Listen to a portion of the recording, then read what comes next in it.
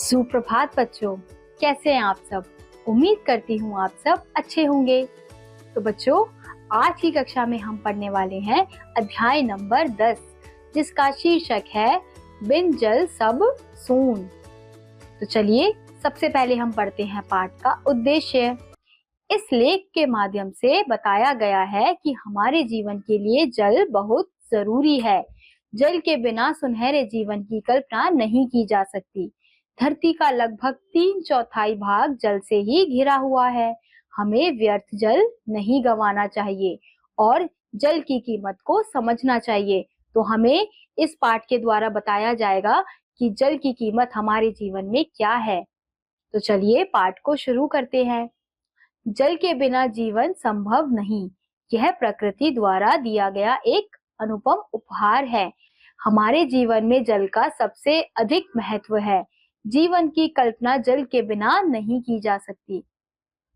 जीवन की मूल आवश्यकताओं में से एक जल ही है, जिसके बिना मनुष्य, पशु पक्षी, पेड़ पौधे आदि जीवित नहीं रहेंगे।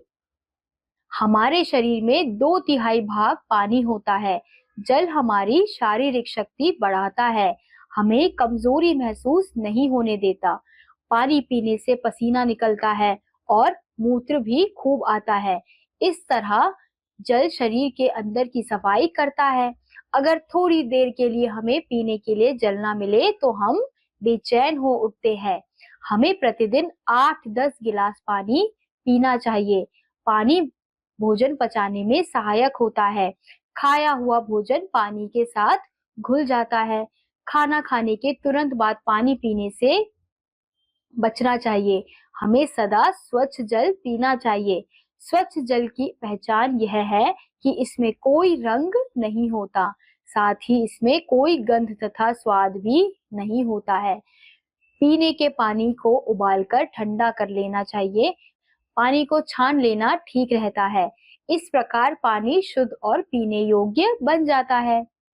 हमारे देश में पेयजल की कमी है। बहुत से गांवों में तो प्रायः कुओं और तालाबों का पानी पीने के काम में लाया जाता है। यह पानी अधिकतर दूषित होता है। इसे पीने से लोग बीमार हो जाते हैं। नगरों में नलों से आने वाला पानी शुद्ध और पीने योग्य होता है। कुओं व तालाबों का पानी प्रायः दूषित होता है। इसे उबालकर और छानकर ही पीना चाहिए। पानी पीने के अलावा कपड़े धोने, नहाने, भोजन पकाने तथा सफाई करने आदि अनेक प्रकार के कामों में प्रयोग किया जाता है। बहुत से उद्योग धंधों को चलाने में भी इसकी आवश्यकता पड़ती है। बाग, बगीचों और खेतों में भी पानी दिया जाता है। एक और महत्वपूर्ण बात यह है कि पानी से बिजली भी तैयार होती है, इसलिए हमें इसका किसी भी स्थिति में दुरुपयोग नहीं करना चाहिए। प्रायः देखा जाता है कि लोग नल की टोटी बंद करना भूल जाते हैं। इससे पानी व्यर्थ ही बहता रहता है। सार्वजनिक स्थानों में भी पानी पीने के बाद कुछ लोग टोटी को खुला ही छोड़ देते हैं। यह उचित नहीं है। जिस तरह हम आधुनिकता की अंधी दौड़ में भटक रहे हैं और पर्यावरण को नुकसान पहुंचा रहे हैं, उसी वजह से आने वाले समय में धीरे धीरे नदियां, तालाब, नहरें सब सूख जाएंगे और विश्व गहरे जल संकट में घिर जाएगा। जल को जीवन के समान समझकर हमें उसका संरक्षण करना होगा और अधिक से अधिक जल का संचय करना होगा। वर्षा के समय सारा जल समुद्र में चला जाता है। यह हमें रोकना होगा और उस जल को संचित करना चाहिए, तभी हमारी आने वाली पीढ़ी जल संकट से बाहर आ पाएगी। आज अगर हम नहीं जागे तो आने वाली पीढ़ी हमें कभी क्षमा नहीं करेगी। आइए हम सब जल ही जीवन है इस मंत्र को अपने जीवन में सम्माहित करें और जल को बचाएं। तो इस अध्याय में हमने देखा कि जल कितना महत्वपूर्ण है हमारे जीवन में। हर एक काम को जल से ही किया जाता है। अगर हमें जल ना मिले तो हम कैसे तड़प जाते हैं।